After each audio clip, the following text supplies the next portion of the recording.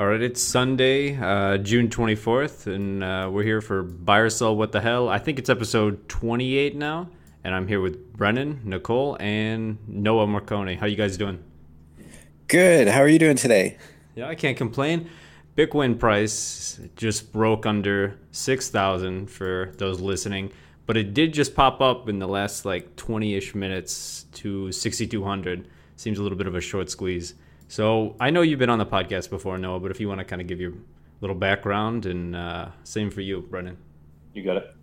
Cool.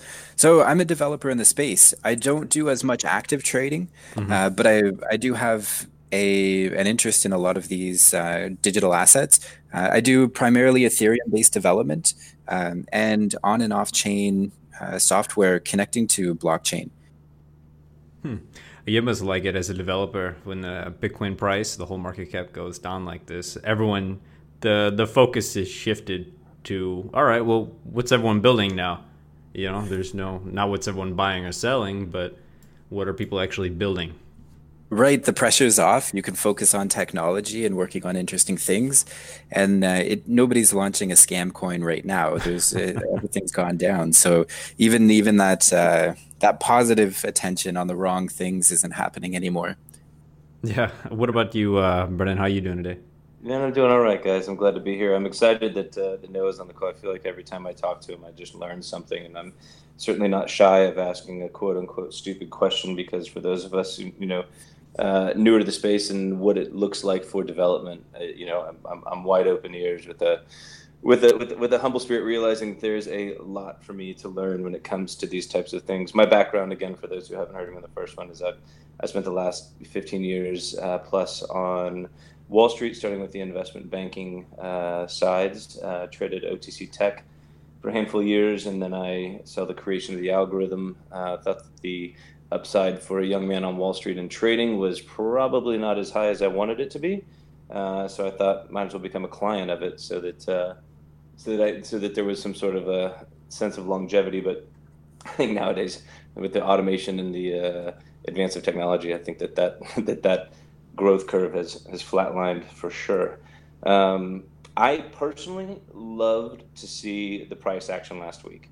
Yeah. I think for those who are in the trading room, we talked that we're always talking levels and certain ceilings and bottoms, and while we had over the last week, we really had a pretty boring market where Bitcoin held the mid 6,000s.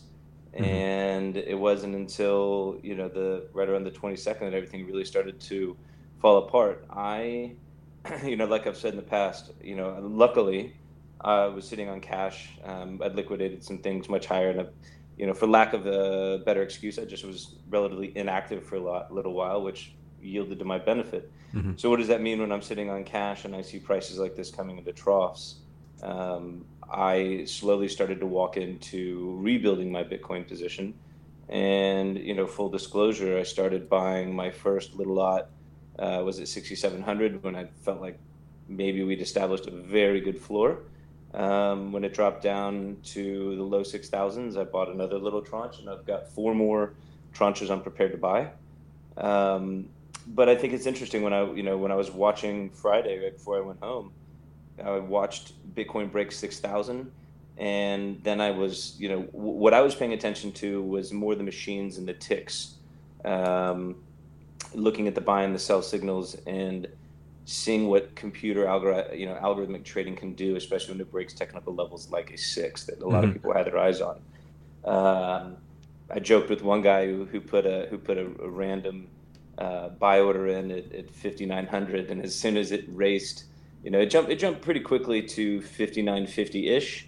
Seemed like it hung more in the 5,975 during that panic and an unease of markets. And again, I think people have mentioned in the past that the pleasure you receive when a stock price or a coin price is going up is about a third of the pain that you feel when you are losing money. So in essence, when it's going against you, the pain feels amplified 3 times greater than it would as if it was going your way. So what's interesting to me when I look at things like that and I watch a sell off and I start seeing what is the market behavior, right? I mean, a lot of people have said Wall Street is is a living, breathing thing, and that's purely because it's based off of the emotions of the people who are trading the stock. So I think that used to be held a little bit more true before all the high tech got involved, but I think it still represents people's beliefs and opinions.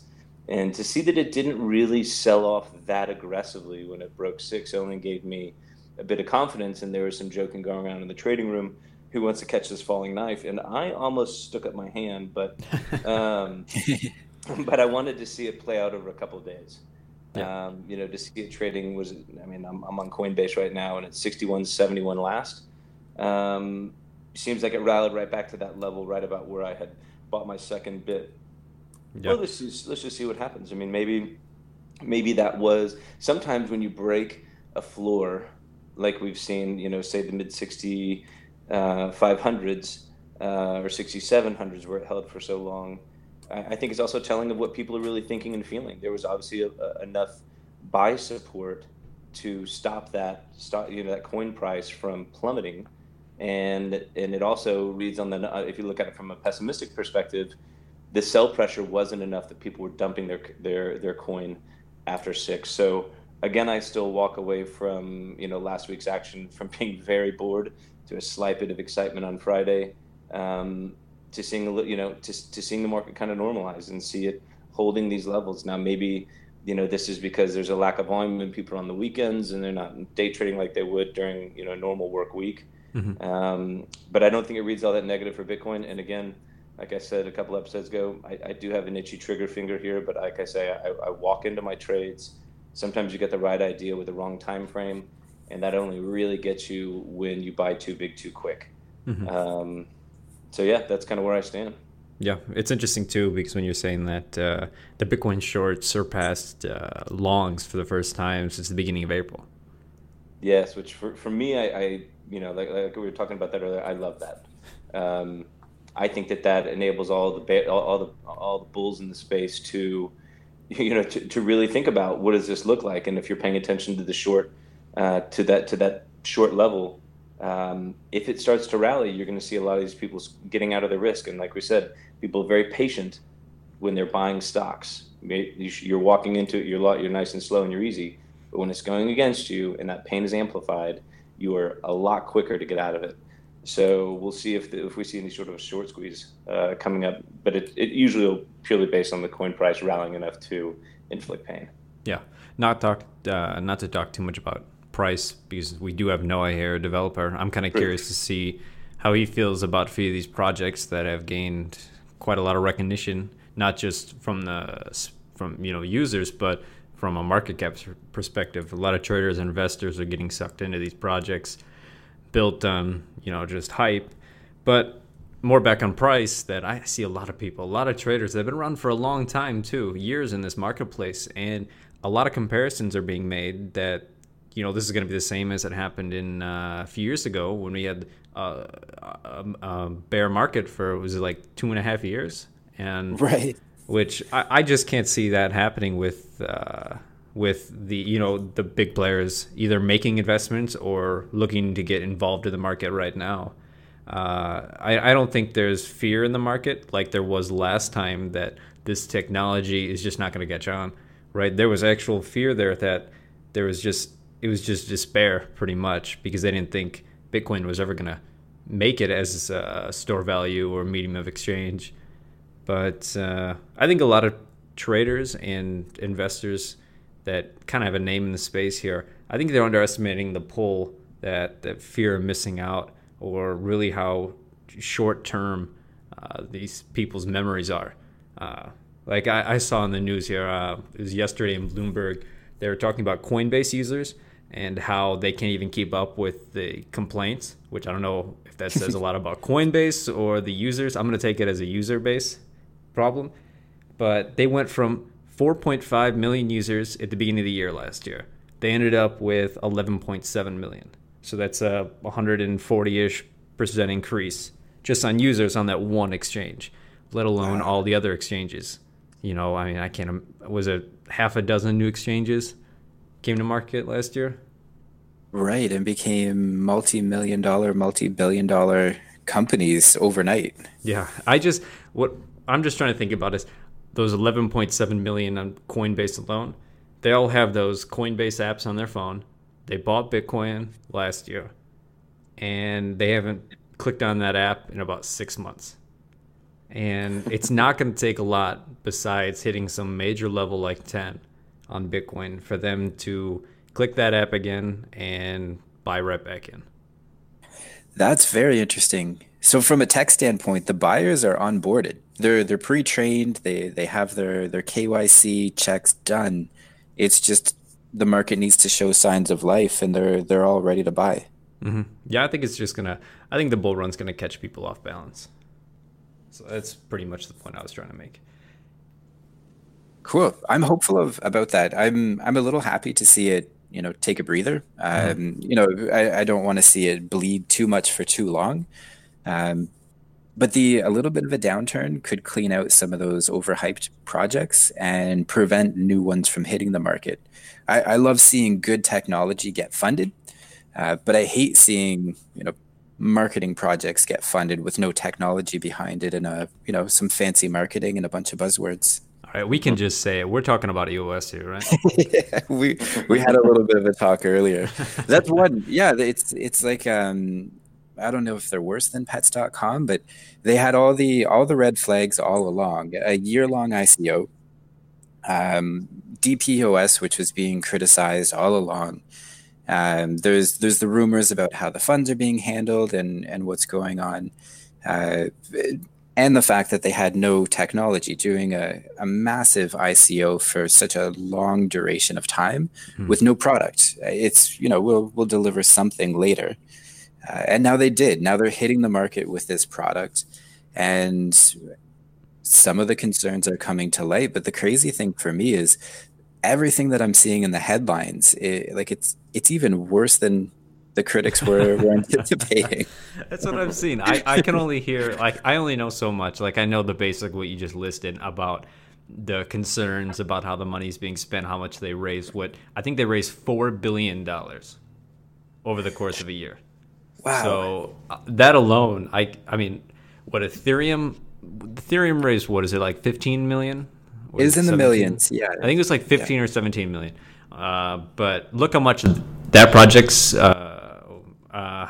project's accomplished when you have someone raising $4 billion. How much do they actually have to accomplish now to be worth that money? Right. So outside of this spectacularly horrible product launch, they do have money to set things right. Or to at least try. All the detractors, what they're hoping is that they just quickly spend and run out of this money so that they can go away as a project. But with $4 billion in the bank, they're not going to go away very quickly. What I am curious about is when you talk about this paradigm. So Bitcoin was something that came on the scene and was fundamentally different than everything that came before it.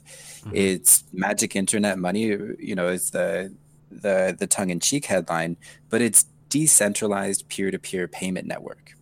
And that's a big deal. You hear a lot of the Bitcoin maximalists talk about the incredible use cases of Bitcoin or the horrible things it prevents. One example would be, I hear this one a lot, in westernized countries, people say, well, consumers trust the banks, it's fine. You don't need decentralized cash and decentralized currencies. But look at what just happened in recent times in Greece. They had the bail-in, where everyone did trust the bank, so they put their life savings in it. And then the bank took a haircut, 15% off the top of everyone's bank account. That happened. That's not ancient history. That's very recent history. And Bitcoin prevents that. EOS, on the other hand, is managed by a committee. They can freeze accounts and have right out of the gate, and different groups have freezed accounts. So even there's actually a little political turmoil there where the block producers are doing things that they're not supposed to do. It's supposed to be the arbiters. But the very fact that they have the ability, multiple groups have the ability to lock and freeze accounts. Yeah, that was crazy. That was probably the biggest thing that I've seen go, worse than everyone's expectations was those. I think they froze 27 different accounts. Which right, that was the recent one. Yeah, I mean, at that point, I mean, it's a bank account pretty much on the blockchain, and but your funds aren't secured, federally insured. I mean, it's just a worse version of a bank account. Yeah, you can still lose your private key, but they can also lock it. So you get all the disadvantages of a centralized bank or, centralized currencies with all of the disadvantages of digital currencies. So, yeah, that one hit me as quite odd. And there was the whole, they launched testnet and had huge vulnerabilities in their code base that they're trying to clean up little bit by little bit. So everyone's watching. They do have the money to fund a fix. It's just the question of, is this fundamentally flawed at its core? In which case, they'll just burn money until it's over. The optimistic outlook would be they do have the money to set things right, but I don't follow closely enough to be able to form an opinion if it's fundamentally flawed at the core. But arguably, that's the way things are looking. Yeah, well, it's at least something interesting to read about. It's sad that it's still so popular and still so many people refuse to really believe any other developer besides those actively working on EOS.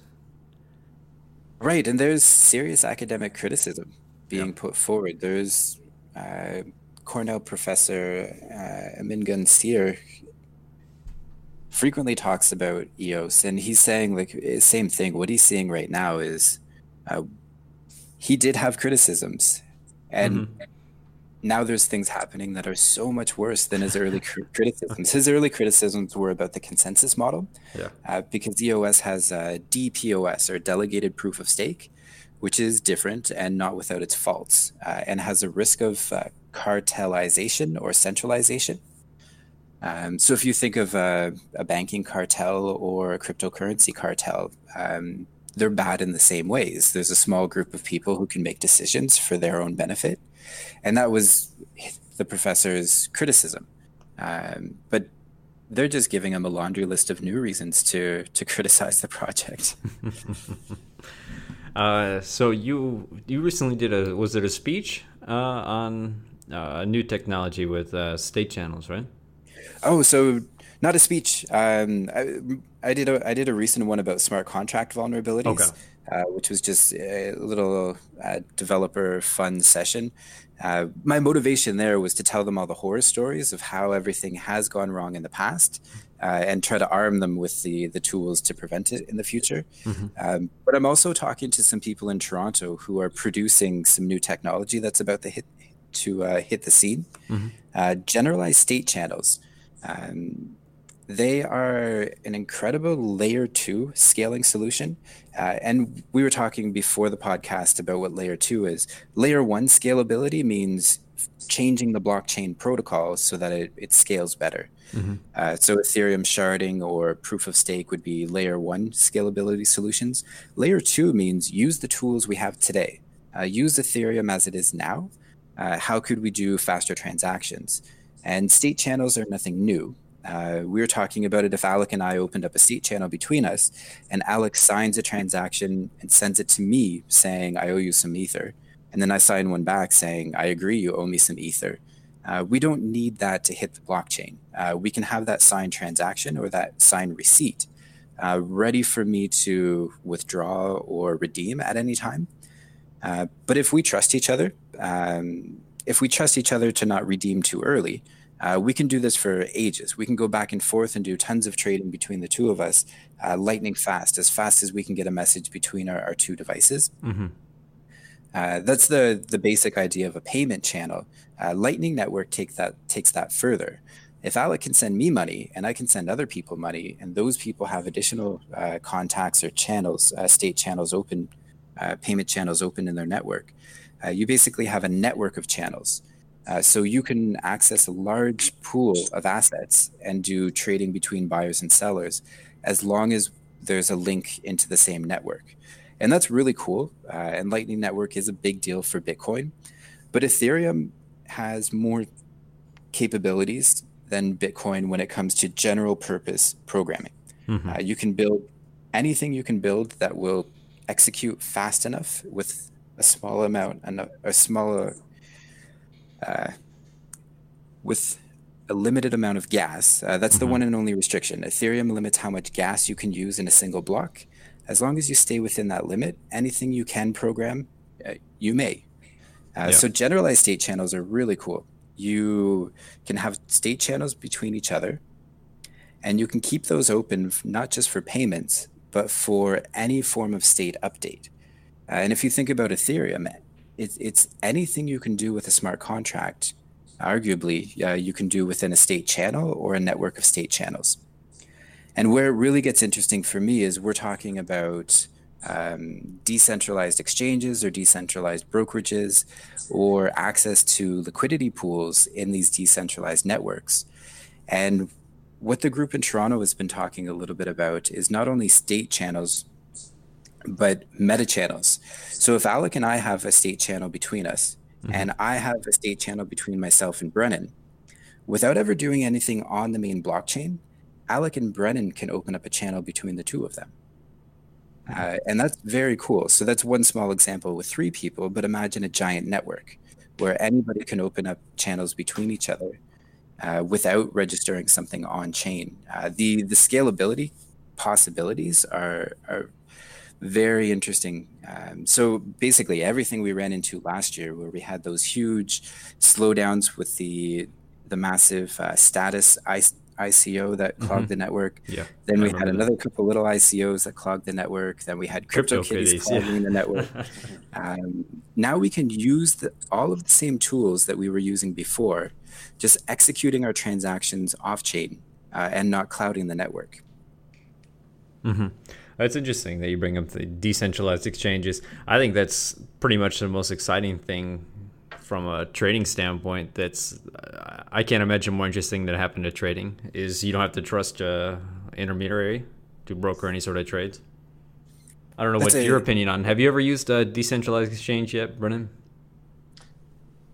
No, not for anything like on these big purposes. I mean, all my interactions have purely just been on the trading front.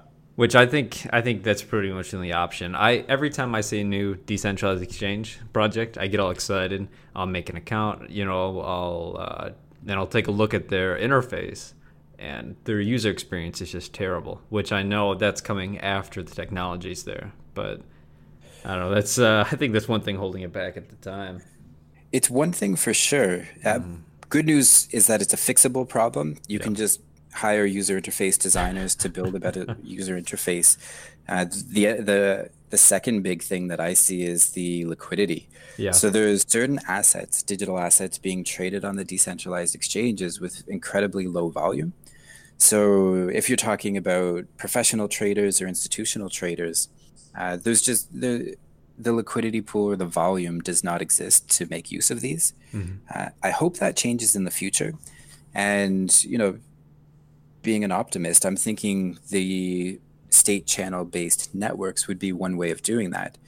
Whether or not you've deposited them into an exchange or not no longer matters. If you're just a part of this network, as long as the parties are willing to trade, you have access to a massive pool of digital assets for trading purposes. Yeah, it's interesting. I think it's just when I think about decentralized exchanges and what's kind of holding it back, it's really interesting here about the technology. But then at the same time, I'm trying to think about how a decentralized exchange, how some sort of institution or anyone with any sort of fiduciary responsibility would actually use a decentralized exchange. And I think that the custody problems, people right now, it's no big deal to trust some of these insured exchanges like Coinbase. But when you actually have to have custody of your own assets, moving those across decentralized exchanges, it's a whole nother problem, which I think as soon as that kind of shakes out, I think the liquidity is going to be there, and it sounds like the technology is going to be there long before that. Yeah, insurance would be a good one. And I almost wonder if you have to do some kind of multi-sig setup just to be able to insure people, protect them from themselves. So is that one of the most interesting projects to you right now, or is there any, like, if you were to take a look at the top 100 market cap, do you have any that stick out to you right now as a developer? What's fun and cool to develop on? What can you actually build something with? Because I think a lot of people they're always, you know, trying to figure out where the developer mind share, where it's all migrating to. And Right. So Bitcoin and Ethereum, the incumbents, are still dominant. But as a developer, I don't develop on Bitcoin. I develop on Ethereum because it's more general purpose. And they're kind of the one to beat for development. Bitcoin is the one to beat as a decentralized currency if you're talking about trustless digital assets. But going further down the list, blaze past EOS. I personally, I'll develop if I get paid to. Cardano is incredibly interesting, but they're scary to me. They're number 8 market cap right now, without a platform for me to develop on. That seems like the money should come after, or at least the valuation should come after they develop a cool platform. Further down the list, I'm really excited about Omise Go. That's actually just some background there. Joseph Poon, who's behind Omise Go, wrote the Lightning Network paper and co-authored with Vitalik Buterin the Plasma paper. So this guy understands how to scale a decentralized digital asset network. And Plasma is really cool. So instead of state channels where you open a channel between 2 parties or a known number of parties at any one time, Plasma is like this fractal blockchains that connect to child blockchains, which can have their own child blockchains. So you get almost, arguably, infinite scalability. You use the main chain. So if you're building a Plasma network off of Ethereum, Ethereum is still the final arbiter. If anything were to go wrong, or if anyone were to try to do anything shady, you can always go back to Ethereum and bring your evidence, your data, to prove you're owed what you're owed. But for scalability purposes, Ethereum's not that great of a scalable platform. It's a secure programmatic platform. But if you talk about Plasma, you can run a very high throughput proof of authority chain, where anything that comes through will be signed off on and validated, provided the money sender or the asset sender is signed off with their private key. So you can have this modified, highly scalable child blockchain while relying on the parent blockchain for dispute resolutions. So you really do get the best of both worlds. What gets me about that one is it's not in market yet, and it's not really about to be in market. They're talking about minimum viable Plasma just to get something out there immediately fast that works and is secure. But the more time that goes on, Plasma itself, as initially described in the paper, hasn't been fully released. And since then, they've talked about Plasma Cash and other variations of Plasma Cash, which offer a little less work and the same level of scalability. So it seems to be like a live academic topic that really hasn't been finalized in a ready to use developer capacity. So give it this year. I think talking about 2017 would have been too optimistic. Maybe by the time we hit 2019, we can access that one. But Omise Go will be the one to deliver that in a big way. Yeah, no, it's interesting to see that. I think it'd be interesting to see for the next year where these developers are going to start to dissipate to all these other projects, because right now Bitcoin and Ethereum are clearly the winners by multiple magnitude. But I think you brought it up before, is that it's interesting to see past examples of the winners always have the developer mindshare. Right. I like to talk about Apple. Apple learned their lesson with desktops. Microsoft was developer friendly, and on Windows, as a consumer, I could access a whole host of products that were not developed by Microsoft. Software developers enjoyed that environment. And Apple came along later in the smartphone market, learning from past lessons. And really, Apple is currently, maybe not currently, I don't know the current stats, but they came out of nowhere on the smartphone market and became the dominant player. And they ousted the incumbent. BlackBerry existed with superior technology, And Apple came along with a better developer experience, a SDK ready for developers to use, and a means of getting developer products into consumers' hands. So they took over and owned developer mindshare and won the smartphone market. Ethereum did that when you talk about programming on top of blockchain as a platform instead of programming on top of smartphones. Ethereum was first for a general purpose platform, and they spent a lot of time trying to build developer tools through Consensus, the organization out of New York, with one of the Ethereum co-founders, and the Ethereum Foundation itself funding developer products. Who's going to be next? Who would win and be the next Ethereum? Yeah. I doubt it's going to be the one with the best technology. I think it's going to be the one who is best at capturing developer mindshare. It's just interesting to think about, especially when you start seeing a lot of these projects come out of the woodwork without any sort of project. You know, you have like a lot of people have been trading Icon lately. I think the ticker is ICX, for instance. They have that. And I think there's a few different people doing the same thing as them, but they actually have projects, something that you can actually build on right now. Right. That's a really good example. So there is Icon who's trying to do inter-blockchain communication, which is really cool. So transfer of assets from one chain to another, or better, transfer of information from one chain to another. It's a great scalability solution. If you can't do CryptoKitties on the main public network, why not run your own CryptoKitties blockchain that you can periodically relay data or assets to the main chain? Aeon is one who does that. Are they still top 100? Yeah, they're way down 157, or sorry, position 57, yeah. Right. They are currently in market now with their own blockchain, and they have a public network. They have a modified Ethereum virtual machine. So if you're familiar with developing on top of Ethereum, you can today develop on top of Aeon, which is more than you can say about many of these other products. You can't develop on them yet because they don't exist yet. Aeon does. You can develop on top of them.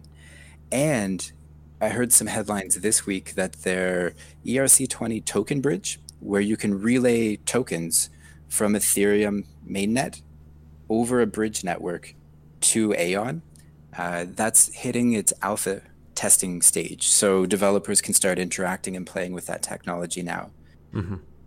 Interesting. Yeah. No, this may be a foolish question, but I'm not afraid to ask it. So, given how Ethereum creates such a developer-friendly platform to build on, is it possible that it's coming close to being full, like, too full where it bogs down networks, or no, by no means, it's still got a lot of capacity left in it, which wouldn't lead for someone to say I need to build the next Ethereum platform, like kind of like we've been talking about, because this one's just everybody's jumped on top of it in the ERC20 tokens, or does it have a whole lot of life left? Is it impossible to overwhelm? Yeah, I have a mixed answer on that one. So when I say it's friendly, it's friendlier. It's all relative because blockchain is so new. So Ethereum's done a lot of work in making the environment friendlier today than it was yesterday, but it's a world of difference in terms of tool set maturity. It's a world of difference from developing on smartphones. Smartphone has a mature technology stack, a stable platform, and really useful developer tools and developer environment. Ethereum's still kind of new, so they do make it easier to develop on Ethereum today than it was to develop on Ethereum this time last year. But there's a lot of room to grow. One example would be, did you guys hear about the batch overflow bug? No. That was, I think, May of this year. There was a token where tokens are just smart contracts coded on top of Ethereum. So somebody coded a smart contract, but they added a batch transfer transfer functionality, which was non-standard behavior for a token. It just allows you to send to 100 people in one transaction instead of sending 100 separate transactions. But in adding this non-standard functionality, they introduced a bug. And the bug was so severe that you can trick the smart contract into handing you like multi-trillions worth of their token out of thin air. And it's such a crucial bug that it destroyed the token. What bothers me is that there was collateral damage as well. The exchange that it was listed on halted all trading, not only of this token, but all ERC20 tokens. And a number of other exchanges did the same thing while they investigated the issue. Now, it turned out it's not all ERC20 tokens. It's just this token and maybe a couple of other that copied the code. But the point of talking about all of that is Ethereum is not mature enough to have tools that will prevent those problems from happening. The developer community is still a fresh community. If you've been developing on Ethereum for a year, that's a long time in terms of Ethereum's life, but it's not a long time to have been developing.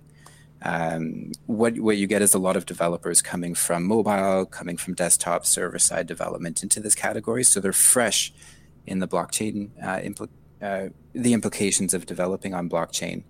And the tooling is, like, there's one language, one primary language to develop on Ethereum.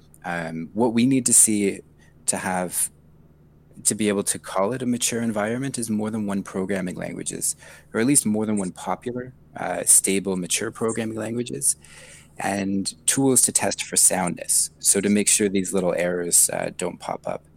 Now that said, there are tools being developed. So there's Consensus out of New York has developed a security analysis tool called Mithril. So there are tools you can use to prevent that specific bug. But while Ethereum is trying to do this and become fully mature as a development platform, you have all these other players who raised a lot of money last year trying to do the same thing. So Cardano coming on the scene, while they don't have a product today, they could come on the scene, hopefully, learning from all of the past mistakes that happened with Ethereum developers and saying, our first version won't have those errors. That's the opportunity for the new guys on the scene. And the risk for Ethereum is to have somebody learn from Ethereum's mistakes and do it better. That won't be EOS. That could be Cardano or some of the other ones. Well, it's interesting. I don't think it will be, but it could be. Yeah. Well, that's pretty interesting. You pretty much boiled down Ethereum, the scalability, projects around it, and its competition pretty well. Anyone new, there's probably a whole lot of information to digest. So, I mean, we could pretty much just keep it there then. It's a solid episode. I think we'll try to get back on maybe Tuesday or Thursday if you're free. That'd be fun. Yeah, that'd be great. Cool. I mean, is there anything else you wanted to add, Noah or Brennan? No, I'm good to go. I love getting on the phone. I love getting on the phone anytime Noah's on. I'm constantly Googling and taking notes. It's like going to school. Cool. Yeah, and I love talking about this stuff. You guys are always bringing up interesting topics and putting cool headlines in front of me to talk about. It's a great category. I do enjoy it. It's unfortunate that it's bleeding, but it won't bleed forever. Yeah, exactly. If someone wants to follow you, any social media or anything, how would they find you? No. Twitter and LinkedIn are the best places. My social media is my name, Noah Marconi. Okay. Well, all right. Give Noah and me a follow, and I'll post this show when it's live and all the other shows. So give us both a follow, guys. Well, until next time. Thanks a lot, guys. Have a great weekend. Have a good one.